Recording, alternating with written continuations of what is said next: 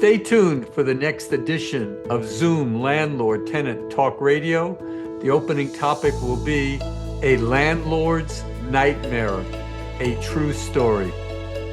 Well, hello, everybody. Yes, another edition of Zoom Landlord Tenant Talk Radio coming at you every Saturday at 3 o'clock, even when I'm vacationing in Europe.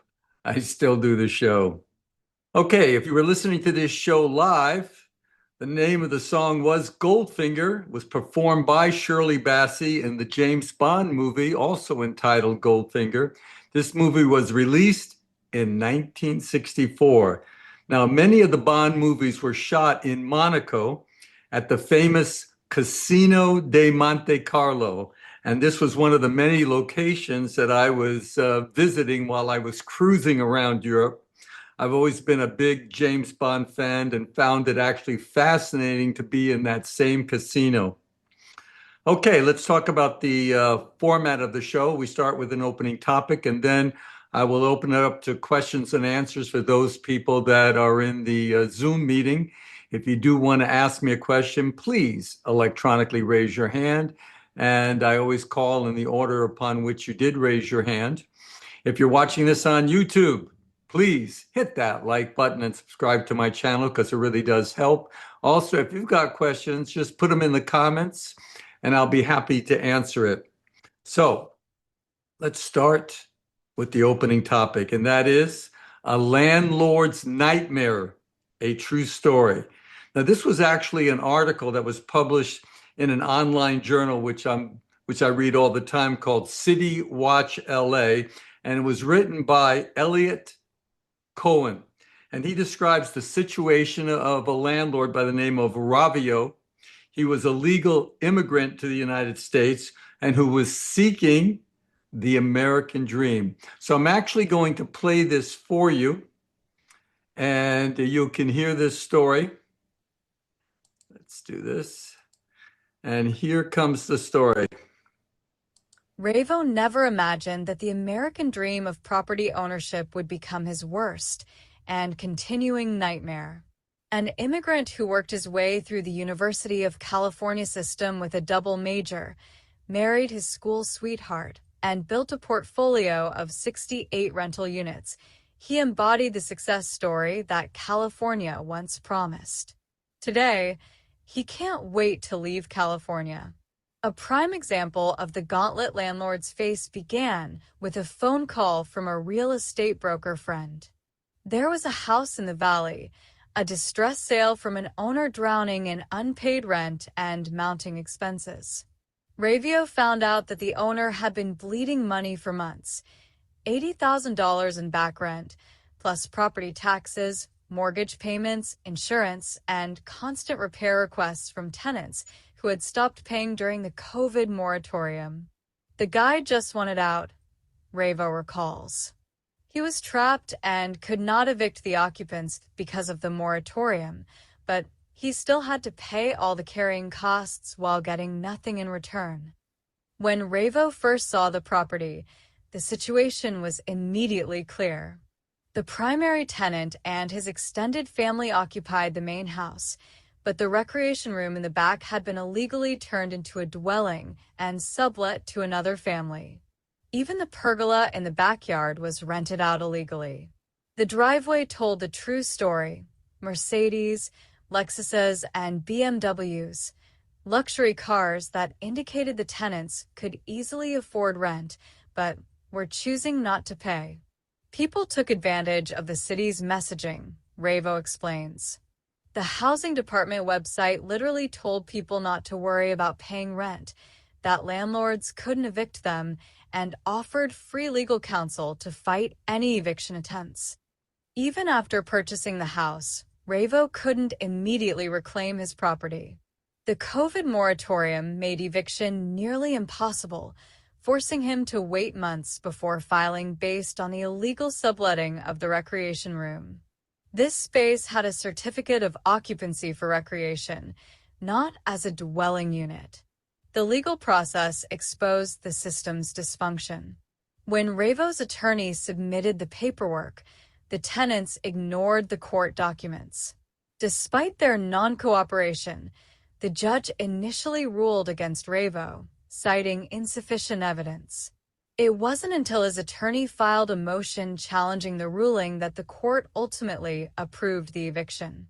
The tenants started their exit plan when the sheriff's department finally showed up with a 5-day notice. Like a scene from a heist movie, furniture trucks arrived late at night, systematically taking everything of value from the house: appliances, chandeliers, light fixtures, anything that could be removed and sold.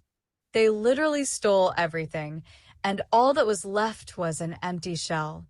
Ravio says, "When I finally took possession, I had to spend $50,000 just to make the house livable again.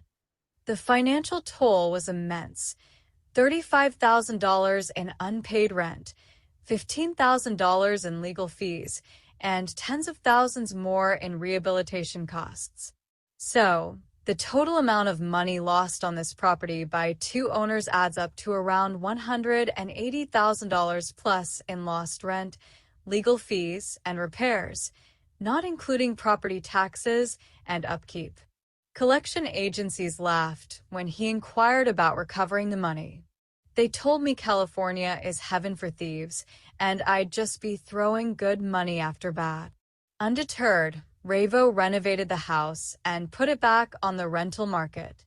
The next applicants seemed perfect: a man in a wheelchair and his partner with excellent credit scores and high-paying jobs verified through pay stubs. The house's accessibility features made it ideal for someone with mobility challenges. For 6 months, everything appeared normal. Then the rent payment stopped. Ravio recalls they claimed they had no money, but neighbors reported seeing 10 to 14 people living there at various times, along with several large dogs, all lease agreement violations. However, the couple who rented the house only occasionally did a drive-by and never inhabited the house. "We wondered if they had illegally sublet the house. People kept coming and going at odd hours. None of them seemed to have steady jobs. Yet, the driveway was often double and triple parked with high-end luxury cars, including a white Rolls-Royce SUV that was frequently parked there." The eviction process revealed the system's built-in advantages for tenants. The couple received a free attorney through a city-funded program who immediately employed delay tactics. What should have been a straightforward case of non-payment stretched into months of legal maneuvering. At the court hearing, the tenant's free lawyer made an offer that exposed the system's perverse incentives: drop all charges, don't pursue collection, don't provide negative references, remove any eviction from their record, and we'll have them out in 1 month. Otherwise, we'll demand a jury trial that will cost you $15,000 and take 4 more months, plus another 2 months for the sheriff's department to actually remove them. Ravio's attorney was blunt: "You don't want to be right. You want to be smart. Take the deal." These experiences represent the tip of the iceberg for Ravio's 68-unit portfolio. During COVID, he estimates 35 units had problematic tenants taking advantage of the moratorium. The city's Housing and Economic Rights Advocates (HERA) program provided some relief, covering up to 12 months of rent, but only after landlord and tenant participated in a complex application process. Recent legislative changes have worsened the situation. Since February 2025, the Ellis Act now requires landlords to pay up to $90,000 in relocation fees to protected tenants, low-income renters, up from a cap of $25,000. This could amount to $500,000 in relocation costs for just a 6-unit building. Ravio explains they're literally making it impossible to develop. On one hand, they want more affordable housing. On the other hand, they've created a system that punishes anyone trying to provide it. The regulatory burden goes well beyond tenant relations. The housing department can place units in receivership if landlords don't complete arbitrary corrections quickly enough, enabling tenants to pay rent directly to the city.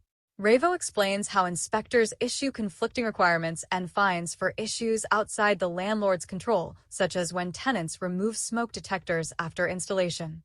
Ravo's story highlights a wider trend among California property owners and developers.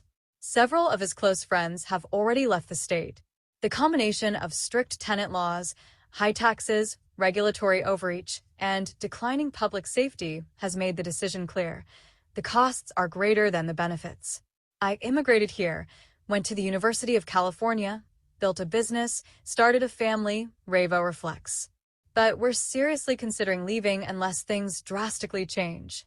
We pay massive taxes and get nothing in return, streets full of homelessness, rampant crime, and schools losing funding. I don't feel safe walking with my kids in Venice Beach or 3rd Street Promenade. When I go shopping, I am always looking over my shoulder. We no longer live in a society where we can trust people. His departure plans are concrete. Finish his last 2 development projects, wait for the market to improve, then sell everything and relocate to Florida. He's not alone. The state that once attracted ambitious entrepreneurs and innovators is now driving them away with policies that punish success and reward dysfunction. Perhaps most troubling is how well-intentioned tenant protections have backfired. Instead of helping renters, these policies have made landlords incredibly selective, often discriminating against the people the laws were meant to protect. The system incentivizes people to remain low-income to qualify for benefits, creating a permanent, dependent class rather than pathways to prosperity. I see Section 8 tenants my age, young and healthy, playing video games all day while my wife works at the hospital and teaches nursing at the university, Ravo observes. The system rewards non-contribution while penalizing people who work hard and pay taxes. The housing crisis deepens as insurance companies flee California and development costs skyrocket due to endless regulations. The state's response? More regulations, more bureaucracy, formerly red tape. But since Democrats have been in charge for 2 decades, it now shall be known as blue tape. Higher fees that drive away the very investors and developers needed to solve the problem. Ravo's story isn't just about one landlord's frustration. It's a warning about what happens when ideology outweighs economics and common sense, when good intentions lead to perverse incentives, and when a government forgets that prosperity depends on policies that reward productive activity rather than punish it. The state's political leaders have relied on California's good weather to keep residents here. But as Ravo learned the hard way, sunshine doesn't pay the bills when the system is set up to make honest business impossible. So, the continuous exodus from the state will persist until thousands of laws, mandates, and fees are repealed, and people have a fair shot at prosperity.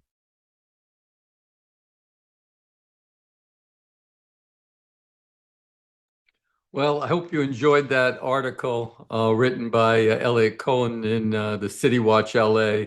I found it fascinating and basically what I have been telling my clients and you listeners for so long that the system in California is just making landlords flee the state, and of course will just contribute to a shortage of housing because there's no incentive to build new places for people to live in. And with that, we're going to conclude our story of a landlord's nightmare, a true story. We're now going to open it up to questions and answers. And we know the rules that if you are in the Zoom meeting, I'll be happy to answer your questions. This is for informational purposes only and does not constitute legal advice. If you do want to talk to me, electronically raise your hand. And do know that if you do have a specific case with me, that this form is just for general questions only. If you want to talk about your case specifically, please call the office and I'll be there on Monday after this vacation. And also, if you are talking to me, please leave your camera on because it does make it more enjoyable for both myself and the other listeners. And once again, you guys in YouTube, please hit that like button, subscribe to the channel, and leave some comments for me. And with that, we're going to open it up to our first caller, and that is Dean. I'm going to ask you to unmute yourself. Hello, thank you very much. I appreciate you. I appreciate your program. That article was quite depressing. Thank you for that. So, should I just hang it up? So I'm a new landlord. I bought a four unit building in Montebello. It closed in June. My real estate agent said one of the first things I should do, maybe I should have done by now, redo the contracts under my name. And I'm wondering kind of do's and don'ts for that. I assume that it has to be basically the same terms as far as Well, late fees and yeah, let such. me let me interrupt you, my friend. First of all, Montebello did start their own rent control ordinance, believe it or not. Oh, In fact, wonderful. yes, they So did. that's my timing. Yes. In fact, if you do serve any type of an eviction notice on your tenant, you also have to mail it to the city of Montebello Housing. And you have to do that within 5 days, and you have to do it by certified mail return receipt. And of course, most landlords who are going to serve a 3-day notice aren't going to know that, but Montebello did start that, and they also have their rent caps. Can you ask, as the new owner, can you ask the tenants to sign a rental agreement? And the answer is, of course, you're going to ask them to do anything. But the truth is that you can't force them to sign it. You do need good cause to evict, and failing to sign a rental agreement is not good cause. I would caution you as a new owner that make sure that you served a proper change of ownership letter on your tenant, not just that stated, hey, I'm the new owner and here's my address and here's my phone number. There's many things that have to go into that notice. Otherwise, if you do go forward with an eviction case, you could lose your shirt on that because you didn't properly serve a notice, even though the tenant's been paying rent to you for the last 3 years. That notice, change of ownership, change of management, is on my website, evict123.com. It's in the free form section. And I would tell you definitely, if you've now become the new owner, take a look at that form.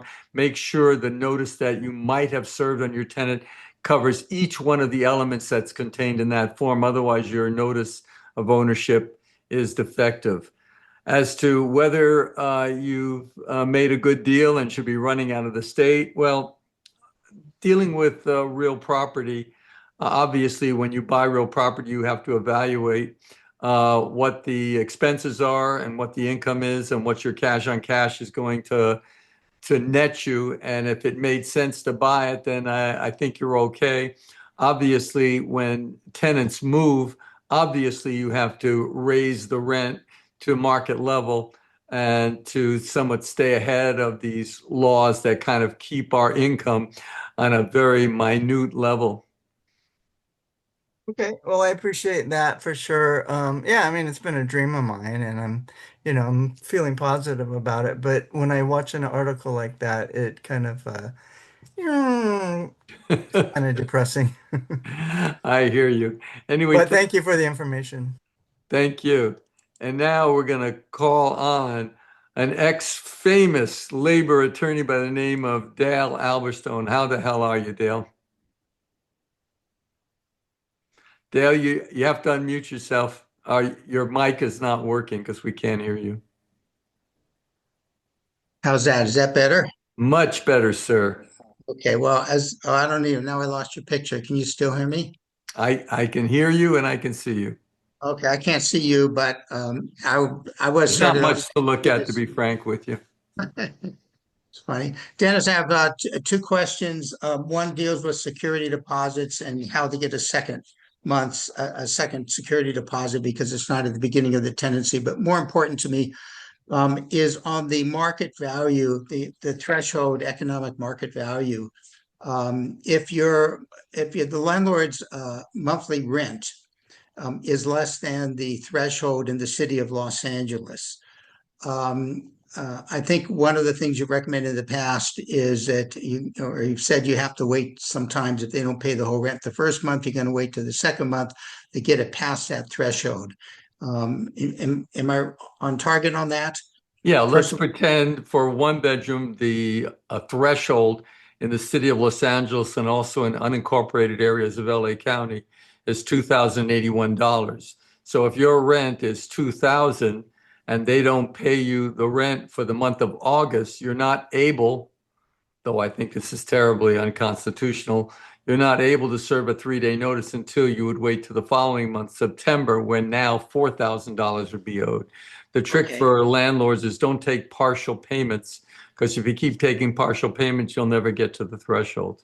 That was going to be my question. Is a landlord, under those circumstances, allowed to refuse partial payments and say, look, if you don't have the entire rent, I'm not taking anything? And the answer to that is absolutely. A landlord does not have to accept a partial payment of rent. Okay, thank you for that. The second question deals with security deposits in the city of Los Angeles in a non-rent controlled building. And either the tenancy started as a month-to-month tenancy, or it started as a lease and the lease expires and becomes month-to-month.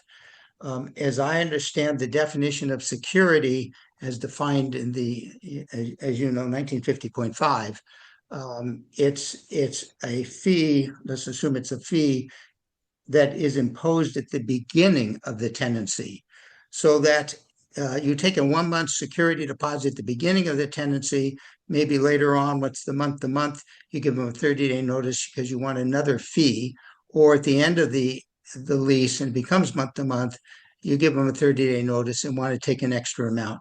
And that's, to me, as I read 1950.5, I may be wrong about this, is it's no longer a security within the definition of 1950.5, because that increased amount was not at the beginning of the tenancy. And I'm in agreement with you that post. you can't ask for additional security once the tenancy has been initiated. Now, it's interesting, though, in the city of Los Angeles, their statute, which I think would control, states that you are entitled to increase the security by the same rate that you increase the rent. So for this year, they're giving us a whopping 3%, which means technically you still could go up on the security deposit 3% under the LA rent stabilization ordinance. Okay, I think I misspoke, or maybe I wasn't clear in what I said. The definition of security under the code, I don't want to get too legal about this, it says it's the fee paid that is imposed at the beginning of the tenancy. So if later on, say the year lease expires and you're now on a month to month and you want to impose another fee, it's not a security within the definition of 1950.5. So it seems to me you're not limited. You can go ahead and charge an additional amount. Am I wrong about that? I think you are. I think you're interpreting that incorrectly. I think the 1950.5 says, hey, whatever you get when that tenancy initiates is what you're going to get, and you really can't increase it. So, Well, I won't argue the point, but paragraph C particularly says you can't demand a security in excess of 1 month's rent, but security is defined in subparagraph B as payment that is imposed, the exact words, imposed at the beginning of the tenancy. And this additional fee was not imposed at the beginning, therefore it's not a security within the definition.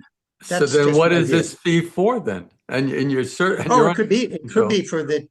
It could be for the same reason that we take security deposits. The tenant breaks something or damages and so forth, but within the definition that limits it, that's subparagraph C of 50.5. I'm not going to argue, but that's just what I see, Dennis, and I'm just curious. I don't think any judge would see it that way. But you see, ladies and gentlemen, that's what you get when you allow attorneys to call into the show. Anyway, thank you very much, Dale. We are going to move on to, let's see, I've got Rex Chen. How are you, sir? Hi, how are you? Can you hear me? Perfectly. Hi, my name is Rex. I probably got one of the most difficult situation here. I have a multi-family with 4 units under rent control and also under the WIP. So the tenant are only paying around like 400 for each unit per month for a unit value at maybe 2,500. And I pay for the water too. So basically they are live there for free, paying for nothing. And also the WIP program is very extreme and almost impossible to be removed because I have about 40 small items to be fixed.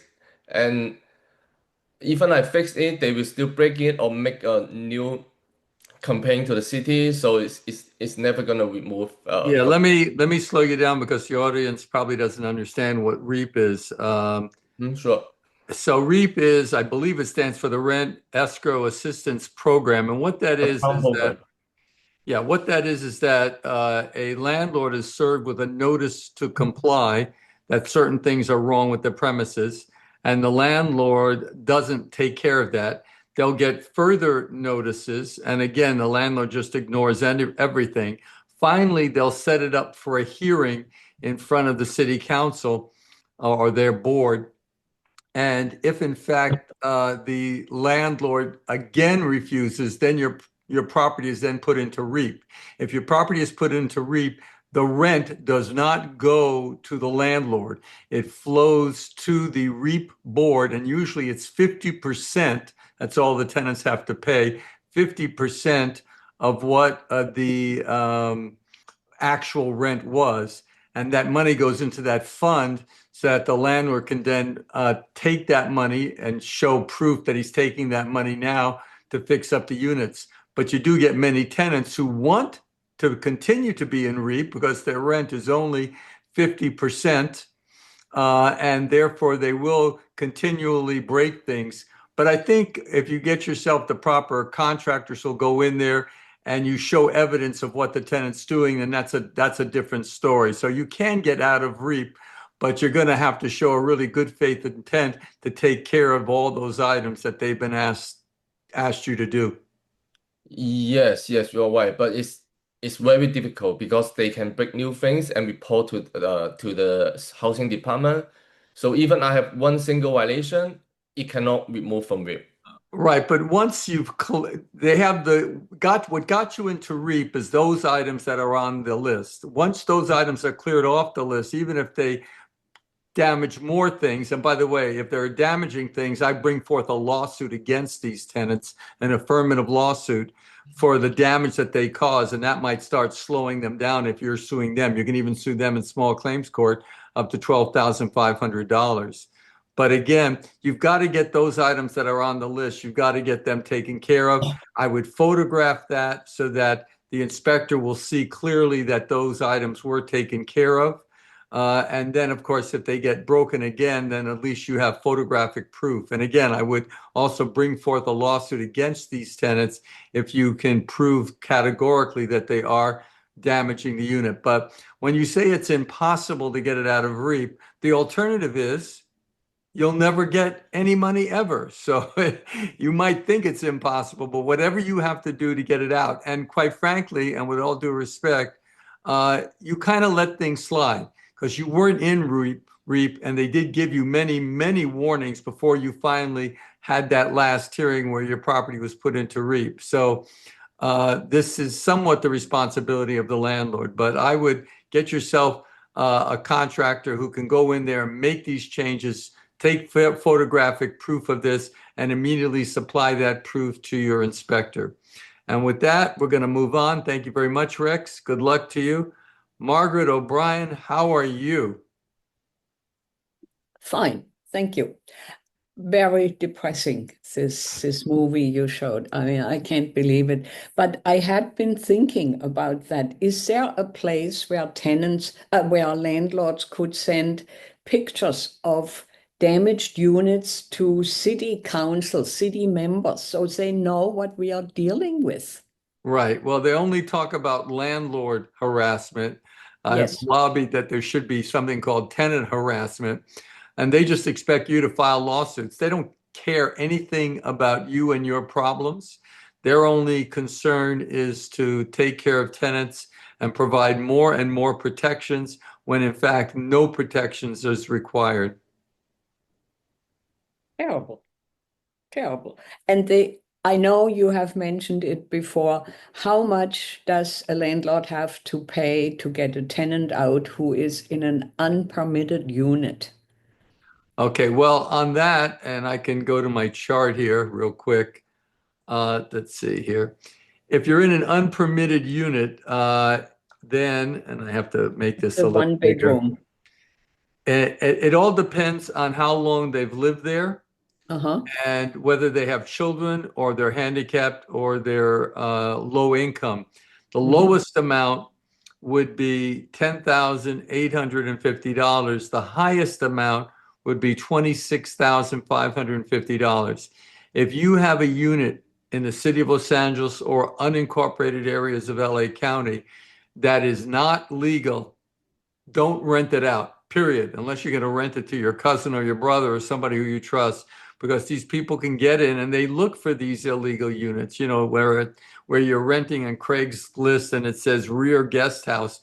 They're looking for rear guest house because they know it's not going to be legal. They move in, they pay their first month's rent, and all of a sudden and of course they move in with their children or their mother who's over 62, and then they're looking for a $25,000 payoff.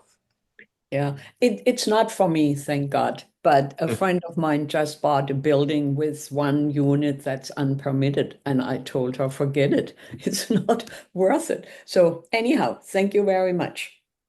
And thank you, Margaret. We are moving on to Bruce Rado. How are you, sir? Bruce, are you there? Okay, Bruce, we're going to move on to Juan Calderon. How are you, sir? I'm doing good. How you doing today? I am fine, thank you. I had a question. I I have an ADU right here in Whittier, the unincorporated side, and the tenant signed a new agreement. And in the agreement, I put inspections, to change the air filter and stuff like that. And I did my first inspection on Friday. Um, they're both professionals, but they don't keep the place tidy. It's messy. Even in the counters, everything's on top, a lot of cluster. What can I do to tell them in a good way, hey, you guys got to clean, or what do I do before roaches, anything like that come about? Or can I say anything? Well, there's all sorts of degrees of cleanliness by tenants. Some of it, when it gets to be excess clutter or truly a situation where it's attracting pests, and that's something where you really have to step in. And I would just send them a friendly reminder, an email. I wouldn't confront them, just do it by email or maybe a letter saying, hi, I was inside your unit, and pursuant to the terms of the rental agreement, you're supposed to keep the premises neat and sanitary. And I would suggest that you step up your game a little bit. So just do some innocuous email or letter to them, just kind of a friendly reminder. And then one more thing, let's say, for example, I'm in unincorporated, and let's say they don't pay, and I want to evict them. So on the second, like say I get the rent on the first, and then they don't pay on the second. Can I serve? Is that when I serve them the 3-day notice to get out? Well, for example, the 1st of August was Friday. So if you didn't get your rent on Friday, you have the right to serve a 3-day notice to pay rent or quit. And you have the right to do that as of today, Saturday. However, it doesn't make any difference, because if you serve a notice on Friday, Saturday, or Sunday, they're still going to have until Wednesday midnight to pay the rent. Okay, and then do I have to contact the city about this, or can I just send it in the mail, or You have to send it to the county. I have their address here. You have to send a copy of the notice with a proof of service to the county within 5 days of the service of that notice. It goes to the Department of Consumers and Business Affairs, and they're located at 320 West Temple Street, room G10 in LA 912. I have actually this list for all the municipalities, including Montebello, with all these addresses on my website. It's in the free form section, so you can look it up and see whether your city applies to that. Though, again, you should do your own checking with the municipality. But I think this list is current. And again, that's in the free form section on my website at evict123.com. thanks. And thank you, Juan. Moving along to Alec. How are you? I'm good. How are you, Dennis? I'm fine. First time caller, long time YouTube user.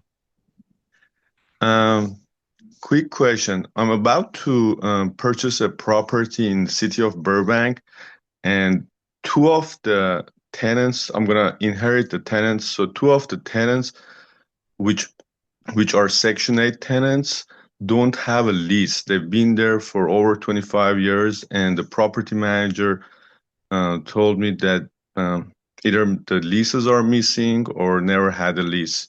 But they are paying the rent, the portion that balances the subsidy. So what are my options? Well, you might want to go down to the Section 8 office because they probably will have a copy of that lease that they're supposed to Mhm. maintain, because that lease is part of the process of going on Section 8, has to be delivered to Section 8. It's not Mhm. the easiest thing for them to drag it out for you, but technically it should be there. You can also ask the tenants to sign a new lease, though there's no obligation on the part of the uh, tenant to sign that. Uh, Burbank is threatening to have rent control. Right now, they don't. Yes, And unfortunately, yeah. and under Section 8, you're not under statewide rent control because Section 8 is exempt from statewide rent control. But what you can do is you could do a renovation eviction, which you probably want to do anyway. Renovate those units. We can get rid of the Section 8 tenants. You fix up the unit, and then you'll be able to rent it for market value, assuming that's what you're looking for. The renovation has to be work that takes longer than 30 days and renders the premises uninhabitable for that period. And also that the work that you're performing must require a building permit. So basically, you're going to renovate the kitchen, the bathroom, or both. And once you become the owner, that's what I would be the first thing I'd be doing to get rid of these tenants. Yeah. Second question, two of the garages are rented out to somebody that is not part of the building, is not a tenant. So that one should be easy, just canceling the lease, and there's no rent control or protection for that, correct? Right. The leases for a parking spot or garage is considered commercial, so there is no rent control, no quote tenant protection, and you could just merely serve a 30-day notice for them to vacate the garages. Thank you so much. Appreciate it. No problem. And we're moving on to Ray. How are you? Oh, hi. Hi, Dennis. Thank you so much for taking my call. And I'm glad you're back safe and sound. I can see the positive impact of the vacation on you, which is good, knock on wood. Two quick questions. Can a landlord and a potential tenant freely negotiate the amount of security deposit that may be beyond or more than what the state requires? Let me ask you a question. Can two people voluntarily agree to commit a murder of each other? Well, it depends on who you're asking. And what I'm trying to make my Of point course is not. No, I that was just kidding. Of course not.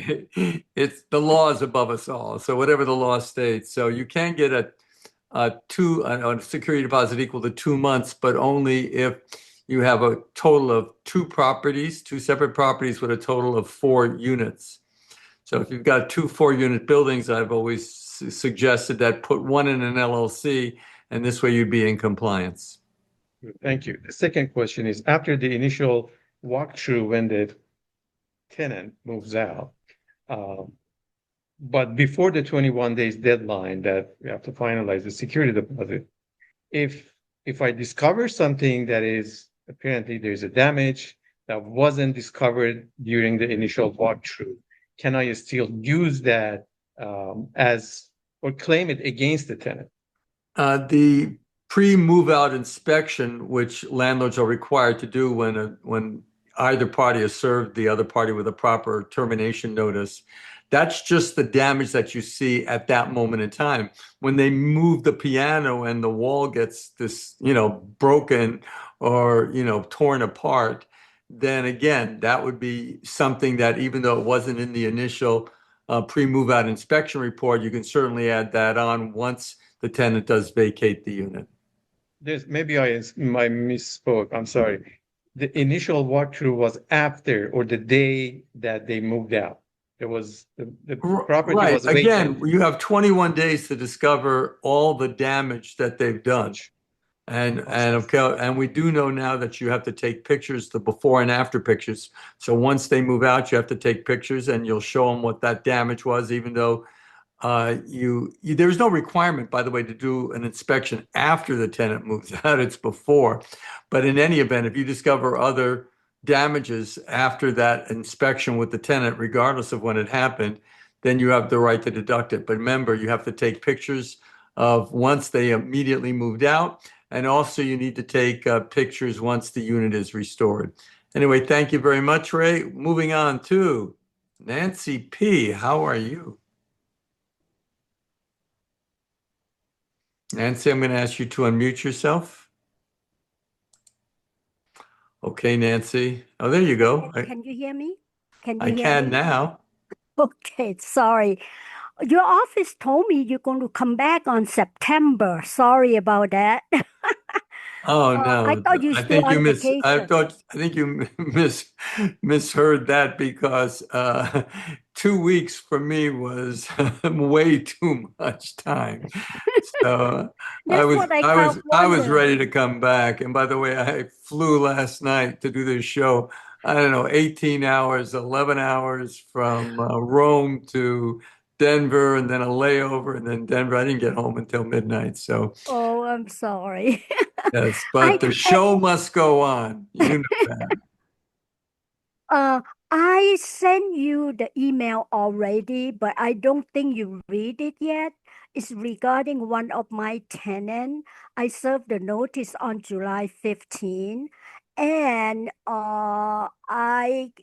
and then on July 30th, he called the inspector, complain about all kind of item that even the inspector called me and say that tell me the history. And honestly, the inspector did not cite me. He said, just go get the job done. And I say, all right, well, now that obviously hold on.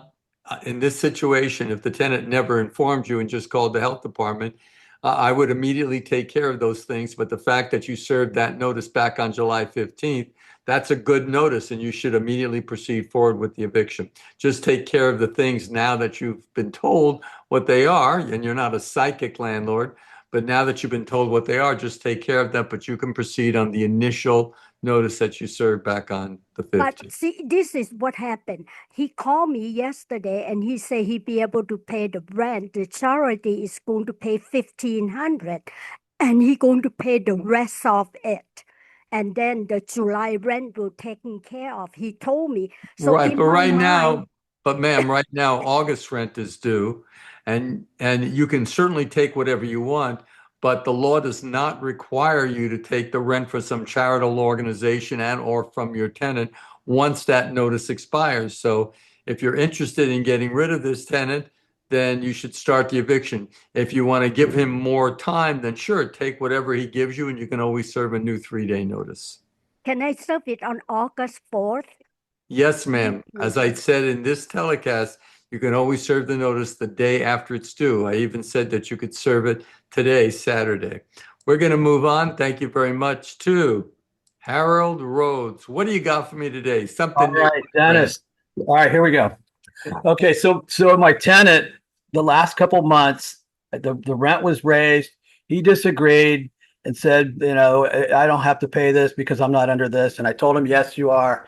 And then he goes, well, I'm only going to pay this amount. I go, well, all right, just pay this for now. And he goes, well, I want to, you know, he wants to talk to his attorney. I go, let's just pay this for now and we'll do it next month. So now it's 2 months that we haven't, he paid more in rent, but not the one I asked for, like $50 less.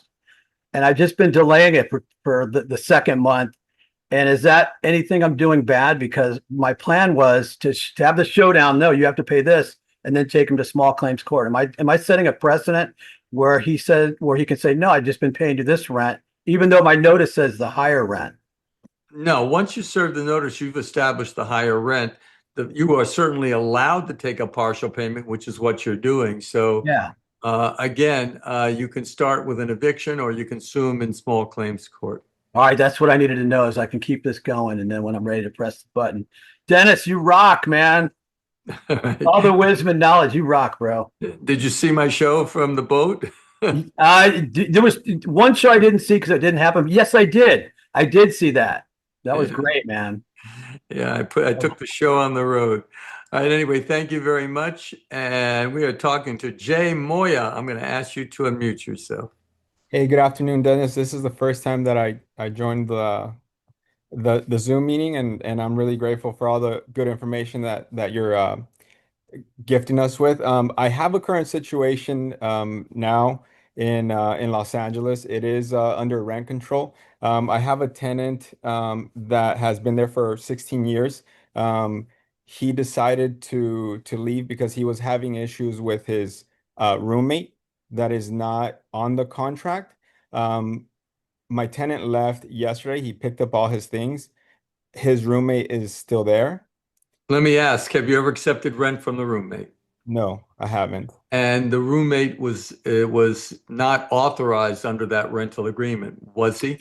He wasn't. He's not part of the contract now. Okay, so you have the right to immediately bring forth an eviction on the basis that this person has no right to be there. The original tenant, we'll call that tenant A, Yes. left, and B moved in after A initiated the tenancy. So you have the right to immediately start that eviction. It's a 3-day notice to quit, not to pay or quit, just a 3-day notice to quit. And we do those cases all the time. We call them illegal subtenants. And Dennis, that is for I would I would serve the tenant, obvious. I mean the roommate, right? Yeah, you'd serve the roommate, but that's a kind of a hybrid notice, so you would need to have the law office prepare that for you. Okay, got it. Because today actually his roommate tried to pay rent to me. I didn't accept it, and he did have a individual with him that I've never seen before. So I'm thinking he's planning on renting to other people for I don't know what amount. I just want to make sure I'm not with my hands tied. Your hands are not tied. You have a great case for eviction. We do that all the time. Okay, got it. Okay. I'll be reaching out on Monday. I'll be there. All right, thank you very much. We are going to move on to, let's see here. It's hard to pronounce, Shaylin Sheriff. I'm going to ask you to unmute yourself. Hi, yeah, Shalon. Hi, Dennis. This is great that I found you through actually just going through Google and looking for documents, and I found a whole bunch of your documents and start saving them. And then find you on YouTube, I was like, oh my God, what a coincidence. And now I'm here on your Zoom. So you've been reaching out to everyone and you've been doing a great job. I just have two questions. One, um, partial payments. So I have a tenant, and she is on Section 8, and she hasn't paid her small portion. But Hackler again just pays their portion automatically. Do I have to accept their portion, or do I have to give it back to them to say I don't want it if she's not going to pay her end? How? Yeah, that's a tough question. First of all, you'll never be able to evict this tenant because this tenancy is located in the city of Los Angeles, correct? Correct. And it's a one bedroom? Two bedroom. It's a two bedroom.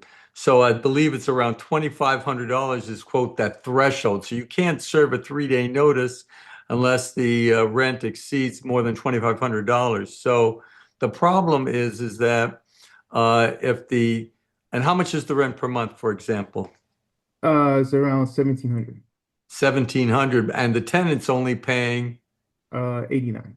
$89. So you'll never be able to get to that 2,500. So the interesting thing would be, what if you told Section 8, I'm not accepting your rent because I'm only going to accept the full payment of rent?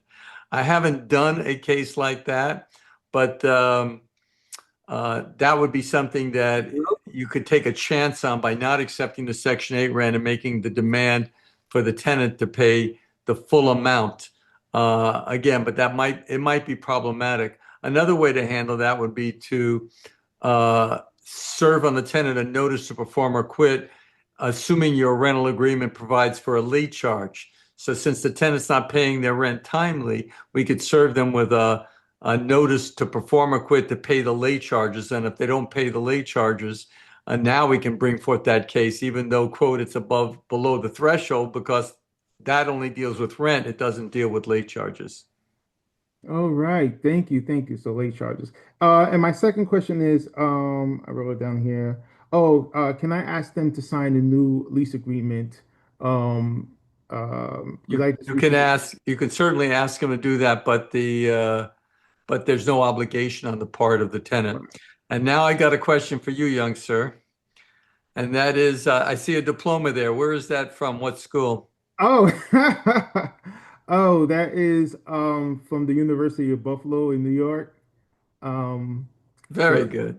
master's in engineering. And are you a professional photographer or a YouTuber? What do you do with that? Because I see some camera equipment there. Yes, yes. One of my favorite things to do is to take photos when I go on vacation.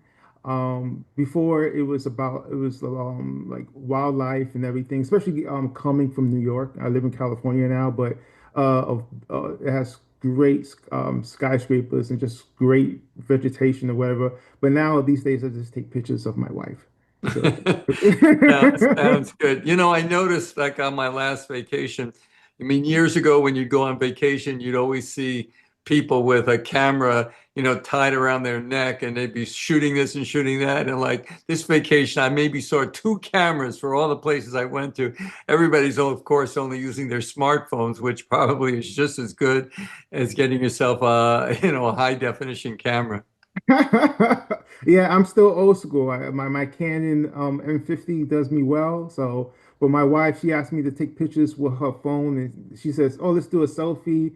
And then I can't fit my thumb the way to hold it and tilt it at the same time, and then I see her thumb, and it looks like she like pops it out from its joint to take the photo, and I'm like, I don't know how you do that, but Yeah. Well, truth be told, that I broke down and I bought a Canon EOS R50, and that's what everybody's looking at me with. But anyway, thank you very much. Call back again. And Bert, how are you?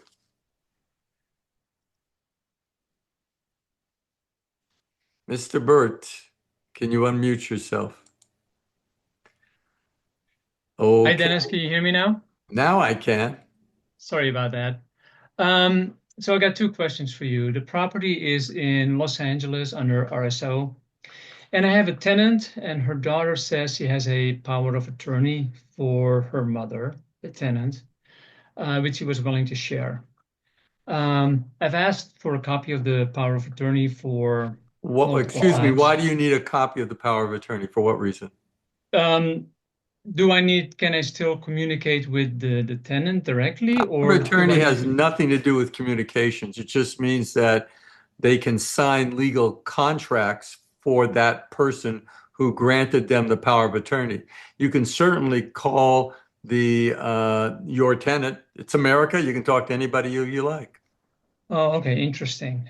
Because the tenant's daughter says I should not talk to her mother, to the Well, tenant. So, that's nice, but I'm going to talk to her if I want to talk to her, and you can talk to me if you want to talk to me. very So good. it's as simple as that. Okay. Second question, if I start a month-to-month tenancy today with a new tenant, um, can I terminate the tenancy within the first 12 months for no particular reason? I think the Is answer is this under no. RSO? Correct, yes. No, once they're in, they can stay there until their grandchildren have grandchildren. Okay, If perfect. you're under JCO, the Just Cause Ordinance, that is a property built after October 1st, 1978, or a single family home, then the first 6 months you don't need a reason to terminate. But if you're under RSO, the Rent Stabilization Ordinance, you certainly need cause to evict. Okay, fantastic. Thank you. All right, we're going to go for people who I haven't talked to, and that is Richard Scott Lyle. I'm going to ask you to unmute yourself. Richard, you got to hit the unmute button.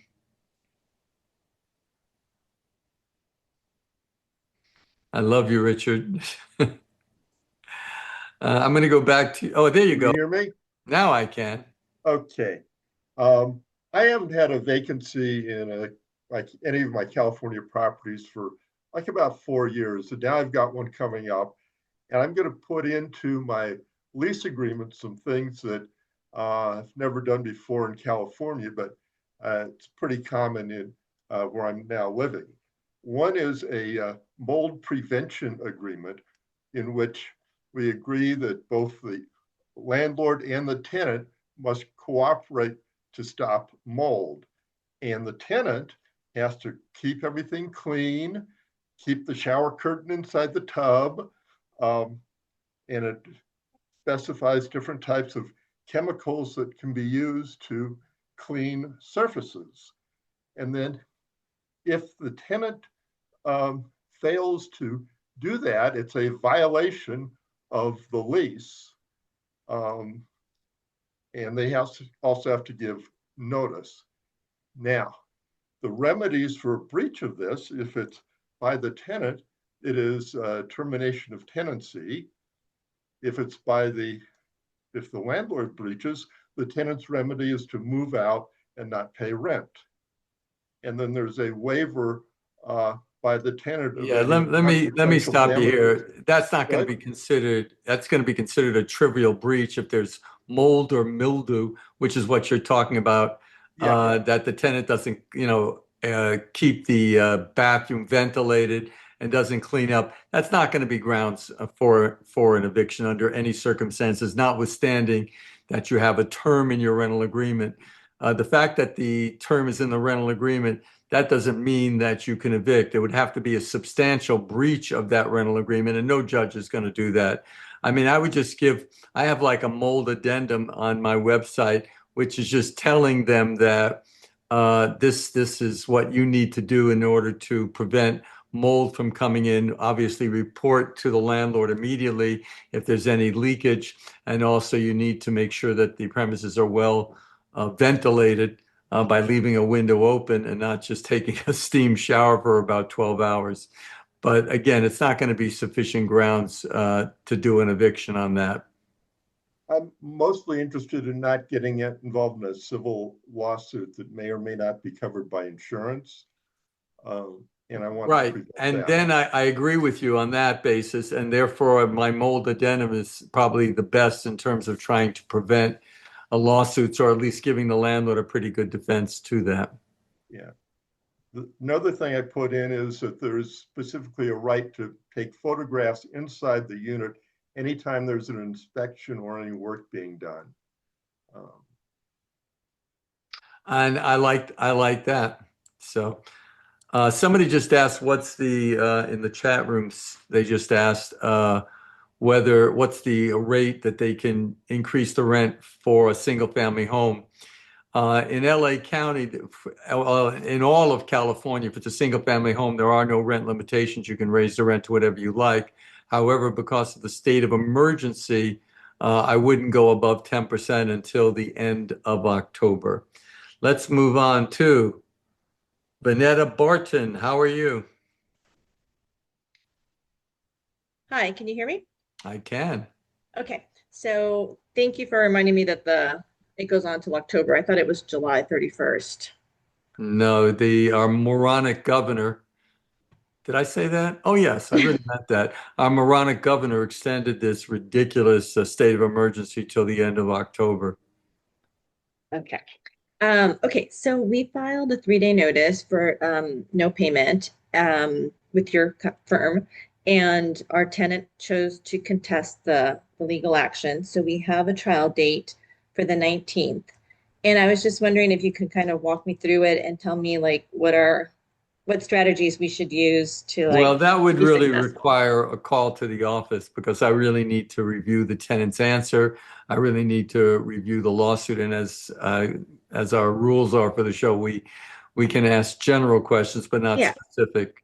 So yeah, I was just like wondering, like general, like what to expect the day of the trial. If it's a non-payment of rent case, then normally I ask the clients to bring any rental records that they keep showing when the tenants made their payments.